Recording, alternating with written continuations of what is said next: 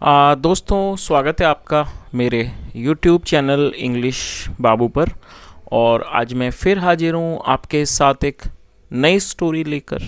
और दोस्तों आज जो स्टोरी मैं आपके लिए लेकर आया हूँ ये एक शॉर्ट स्टोरी है, बहुत ही फ़नी मज़ेदार कहानी है। कहानी सुनने में आपको मज़ा आएगा। उसके अलावा दोस्तों आज की इस स्टोरी में आपको कुछ नए इंग्लिश के वर्ड मीनिंग सीखने को मिलेंगे, उनकी करेक्ट प्रोनाउंसिएशन के बारे में पता चलेगा और हमेशा की तरह जो इसका ग्रामर का पार्ट है उसे बिल्कुल डिटेल में कवर करेंगे, तो एक एक स्ट्रक्चर को आप बड़ी आसानी से सीख पाएंगे। तो चलिए दोस्तों आज की इस कहानी को हम शुरू करते हैं और सबसे पहले कहानी का टाइटल देखते हैं। कहानी का टाइटल है बीरबल विजिट्स आ माइजर। क्या मतलब हुआ दोस्तों? VISIT विजिट का मतलब होता है किसी के पास जाना, किसी से मिलना, कहीं का दौरा करना। और ये विजिट की फिफ्थ फॉर्म है, विजिट्स। और फिफ्थ फॉर्म का प्रयोग प्रेजेंट इंडेफिनिट के, जब हम प्रेजेंट इंडेफिनिट में कोई अफर्मेटिव का वाक्य बनाते हैं और यदि सब्जेक्ट वहाँ सिंगुलर होता है तो फिफ्थ फॉर्म का प्रयोग किया जाता है। और माइजर का मतलब होता है कंजूस, जो कि एक नाउन है। तो क्या अर्थ हुआ? बीरबल विजिट्स आ माइजर, मतलब कि बीरबल एक कंजूस से मिलते हैं। तो दोस्तों ये आज की इस कहानी का टाइटल है, शीर्षक है। और अब मैं इसे पढ़ना शुरू करता हूँ।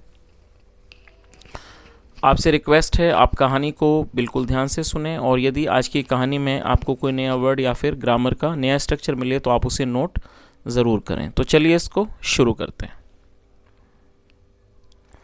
One day Birbal went to visit a friend.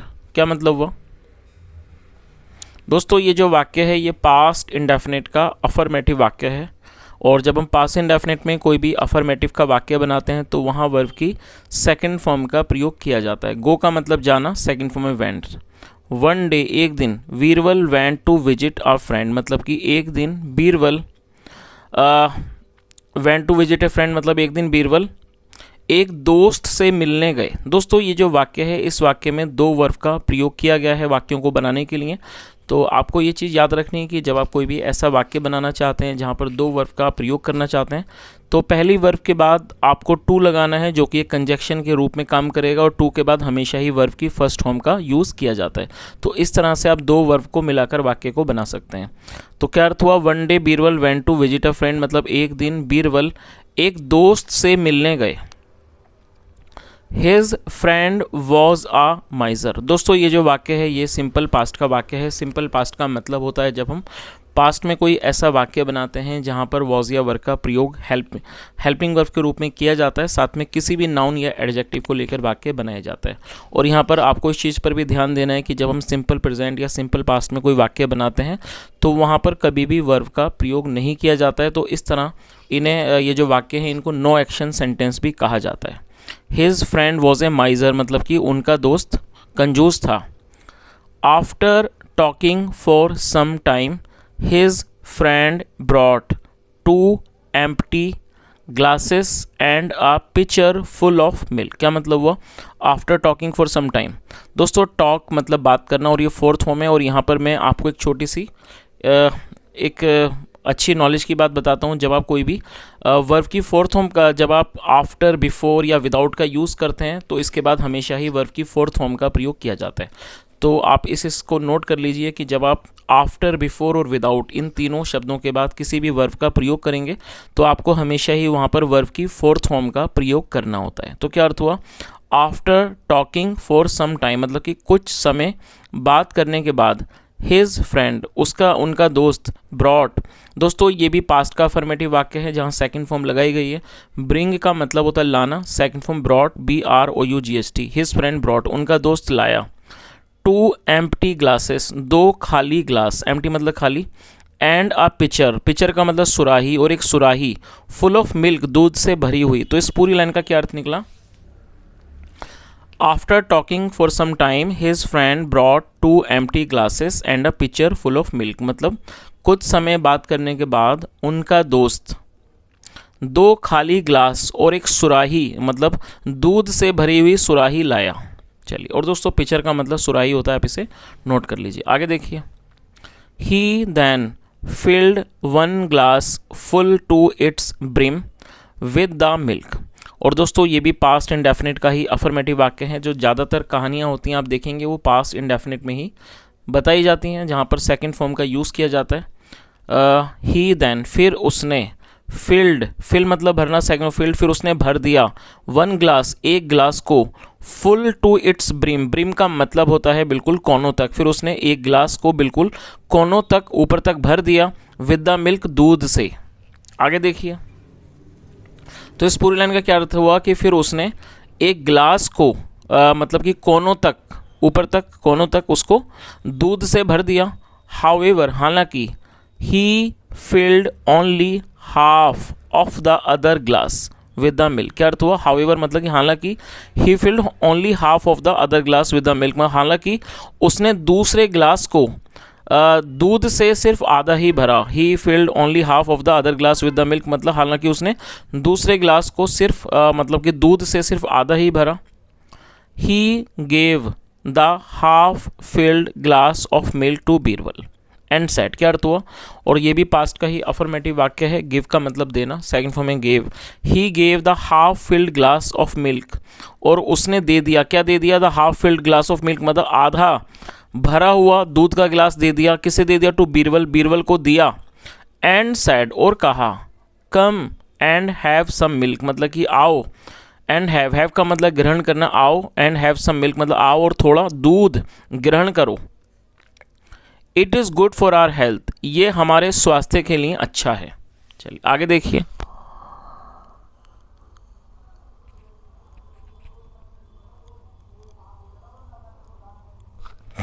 It is good for our health मतलब ये हमारे स्वास्थ्य के लिए अच्छा है।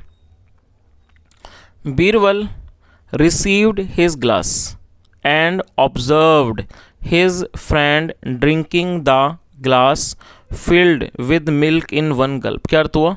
बीरबल रिसीव्ड हिज ग्लास, और रिसीव का मतलब मिलना, प्राप्त होना। बीरबल रिसीव्ड हिज ग्लास मतलब बीरबल को अपना ग्लास जो था वो मिल गया, प्राप्त हो गया। एंड ऑब्जर्व्ड, और उन्होंने ध्यान दिया। ऑब्जर्व का मतलब होता है किसी चीज़ का अवलोकन करना, किसी बात को बड़े ध्यान से देखना। और उन्होंने ध्यान से देखा हिज फ्रेंड, अपने दोस्त को, ड्रिंकिंग द ग्लास, दो मतलब कि पीते हुए देखा। The glass filled with milk मतलब कि उस गिलास को जो कि भरा हुआ था दूध से, इन वन गल्प, एक ही गल्प में मतलब एक ही घूंट में। तो इस पूरी लाइन का क्या अर्थ हुआ कि जो बीरबल थे उन्हें अपना जो ग्लास था वो मिल गया, और उन्होंने इस मतलब कि अपने दोस्त को देखा कि उसने जो ग्लास दूध से भरा हुआ था, drinking the glass filled with milk in one gulp, उसने उसे एक ही घूंट में पी लिया, मतलब कि पीते हुए देखा। आगे देखिए, he was however sitting with the half filled glass in his hand. क्या अर्थ हुआ? ही वॉज हाउएवर, हाउएवर हालांकि, sitting with the half filled glass in his hand मतलब कि हालांकि वह बैठे हुए थे। With the half filled glass in his hand मतलब अपने हाथ में आधे भरे ग्लास को लेकर वो बैठे हुए थे। तो दोस्तों इस बात का मतलब आपको समझ ही आ गया होगा कि जो बीरबल अपने दोस्त से मिलने गए थे तो उसके जो उनका दोस्त था वो एक सुराही लाया और साथ में 2 खाली गिलास। लेकिन उसने क्या करा, एक को तो उसने पूरा भरा ऊपर तक जैसा हमने यहाँ पर देखा, लेकिन दूसरे को उसने सिर्फ आधा ही भरा। और उसके बाद उसने क्या करा, उसने उसको एक ही घूंट में मतलब कि उसने पिया। और ये बात उन्होंने देख ली, किसने देख ली? बीरबल ने। और उसने ये कहा कि चलो इसको पीते हैं क्योंकि हमारे स्वास्थ्य के लिए अच्छा है। लेकिन उसने मतलब कि खुद के लिए पूरा भरा हुआ गिलास रखा, लेकिन जो आधा भरा हुआ था वो किसके पास था? वो बीरबल के पास था, उनके हाथ में था। आगे देखिए, ही आस्क्ड, और दोस्तों यहाँ पर आप इस चित्र को भी देख सकते हैं। अक्सर आप बोलते हैं कि सर आप चित्र पे दिखाया कीजिए ताकि कहानी अच्छे से समझ आए कि ये जो बीरबल यहाँ बैठे हैं और जो उनका दोस्त है वो ये सब सामान लेके आया है, दूध वगैरह, और ये पिक्चर है जिसे सुराही कहा जाता है। चलिए आगे देखिए, ही आस्क्ड हिज फ्रेंड। क्या मतलब हुआ? ही आस्क का मतलब पूछना, उसके अलावा आस्क का मतलब होता है कहना। ही आस्क्ड हिज फ्रेंड, उसने अपने दोस्त से कहा। क्या कहा? और ये किसके बारे में बात हो रही है? ये बीरबल के बारे में बात हो रही है कि बीरबल ने अपने दोस्त से कहा, ब्रिंग अ नाइफ। ब्रिंग मतलब लाना, ब्रिंग ए नाइफ, नाइफ मतलब चाकू। Bring a knife that can cut a glass, मतलब एक चाकू लाओ that can cut a glass, जो एक ग्लास को काट सके। दोस्तों यदि आप इस वाक्य के बारे में बात करें, ये एक इम्पेरेटिव सेंटेंस है। इम्पेरेटिव का मतलब होता है आदेशात्मक वाक्य। जब आप कोई ऐसा वाक्य बनाते हैं जहाँ पर आप ये दर्शाना चाहते हैं कि इसमें किसी भी तरह का कोई आदेश दिया जा रहा है, तो इस तरह के वाक्यों को इम्पेरेटिव सेंटेंस कहा जाता है, जिन्हें हिंदी में आदेशात्मक वाक्य कहा जाता है, जहाँ पर सब्जेक्ट को मेंशन करने की कोई भी ज़रूरत नहीं होती है, वाक्य की शुरुआत डायरेक्टली वर्ब से की जाती है। तो उन्होंने क्या कहा, ही आस्क्ड हिज फ्रेंड, उन्होंने अपने दोस्त से कहा, bring a knife that can cut a glass, मतलब एक चाकू लाओ जो कि एक that can cut a glass, जो कि एक ग्लास को काट सके। His friend looked at him inquisitively and asked, inquisitively का मतलब होता है जिज्ञासा से। जो उनका दोस्त था, लुक्ड एट हिम, उसने उनको देखा। इनक्यूजिटिवली मतलब एकदम उत्सुकता वाले तरीके से उनको देखा। एंड आस्क्ड, और पूछा, what will you do, what will you do with a knife, मतलब आप क्या करोगे, what will you do with a knife, एक चाकू से, that can cut a glass, जो कि एक ग्लास काट सकता हो। तो जो उनका दोस्त था उसने उनको बड़े ही हैरानी से, बहुत ही ज़्यादा उत्सुकता से देखा और क्या कहा, क्या उनसे पूछा कि what will you do with a knife that can cut a glass, मतलब आप ऐसे चाकू का क्या करोगे, चाकू का क्या करोगे जो एक ग्लास को काट सकता है। बीरबल सैड, बीरबल ने कहा, सीन्स, क्योंकि, the glass is half filled, और दोस्तों ये पूरा का पूरा वर्ड एडजेक्टिव है, फिल्ड मतलब भरा हुआ, हाफ फिल्ड मतलब आधा भरा हुआ। तो उन्होंने क्या जवाब दिया, सीन्स क्योंकि, the glass is half filled, क्योंकि जो ग्लास है वो आधा भरा हुआ है, विद मिल्क, दूध से, क्योंकि जो ग्लास है वो आधा ही भरा हुआ है दूध से। द अपर पार्ट, अपर का मतलब ऊपर, ऊपरी, और जो द अपर पार्ट, जो ऊपरी पार्ट है, जो ऊपरी हिस्सा है, हैज़ नो यूज़, उसका कोई इस्तेमाल नहीं है।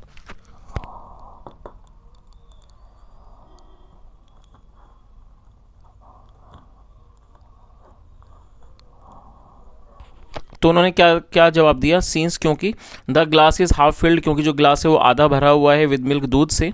The upper part has no use, जो ऊपरी हिस्सा है उसका कोई इस्तेमाल नहीं है। आई थिंक, मैं सोचता हूँ, या कह सकते हैं मुझे लगता है, इट इज़ बेटर, ये अच्छा होगा, टू एलिमिनेट इट, और दोस्तों आप इस वर्ड को नोट कर लीजिए, एलिमिनेट का मतलब होता है निकाल देना। तो उन्होंने क्या कहा कि I think it is better to eliminate it, मतलब मुझे लगता है कि अच्छा होगा कि इसे निकाल दें, to eliminate it. His friend looked extremely embarrassed, extremely का मतलब होता है अत्यंत, जो कि एक एडवर्ब है। एडवर्ब का मतलब होता है ऐसा कोई भी शब्द जो किसी वर्ब की विशेषता का वर्णन करता है। तो क्या अर्थ हुआ, his friend looked extremely embarrassed, embarrassed adjective है जिसका मतलब होता है शर्मिंदा। जो उनका दोस्त था वो बहुत ज़्यादा अत्यंत शर्मिंदा, मतलब कि शर्मिंदा लगा। And poured a glass full of milk and gave it to Birbal, और पोर का मतलब उड़ेलना। और दोस्तों आप इस वर्ड को नोट कर लीजिए, इसका इस्तेमाल जब किया जाता है जब हम किसी लिक्विड चीज़ को ऊपर से नीचे की ओर डालते हैं, उसे पोर कहते हैं, जिसका मतलब होता है हिंदी में उड़ेलना। सेकंड फॉर्म है पोर्ड। तो क्या अर्थ हुआ, his friend looked extremely embarrassed, मतलब उनका दोस्त बहुत ज़्यादा अत्यंत शर्मिंदा दिखा, मतलब कि शर्मिंदा लगा। एंड पोर्ड अ ग्लास, और उसने एक ग्लास को भर दिया, फुल ऑफ मिल्क, दूध से। And gave it to Birbal, और वो बीरबल को दे दिया। तो दोस्तों ये आज की एक छोटी सी कहानी थी। मैं उम्मीद करता हूँ कि ये कहानी आपको ज़रूर अच्छी लगी होगी, क्योंकि इस कहानी में हमने देखा कि जो बीरबल थे उन्होंने अपने उस कंजूस दोस्त को बहुत ही अच्छे तरीके से शर्मिंदा किया, और उसे एक ऐसा सबक सिखाया कि उन्होंने उसको कुछ कोई गलत शब्दों का भी प्रयोग नहीं किया। उसके बाद भी उन्होंने बड़े ही एक तरह से कह सकते हैं सरकास्टिक वे में, जिसको कहा जाता है कटाक्ष करने के या व्यंग्य करने के तरीके से उन्होंने उसको समझाया, और जो उनका दोस्त था वो भी उनकी बात को बड़े ही अच्छे से सीख गया। So friends, this was the story, and I hope you enjoyed this session, and if you really want to appreciate my hard work, I request you to kindly like this video and share this video with your friends, and apart from this, subscribe my channel if you have not subscribed yet, because I see many of you guys watch my videos, but you guys do not subscribe. I don't know what's the reason. Maybe you do not like my work. So if it is so, please let me know. Otherwise I keep on trying to deliver my best, because what I want, whenever I record a new video, I always try to make it better than last time, and I always request you guys to kindly share your feedback, because if you just share your feedback and if you provide me any type of suggestion, I always try to implement that, so that I can improve the quality of my videos so that whenever you come and watch my channel you get some benefit. So that's my motto, that's my goal. What I want that whoever is coming to my channel, the person should be able to learn something, because your time is very precious. You come to my channel, give me the time, so in return I want that you should also get some knowledge and what you are coming here for.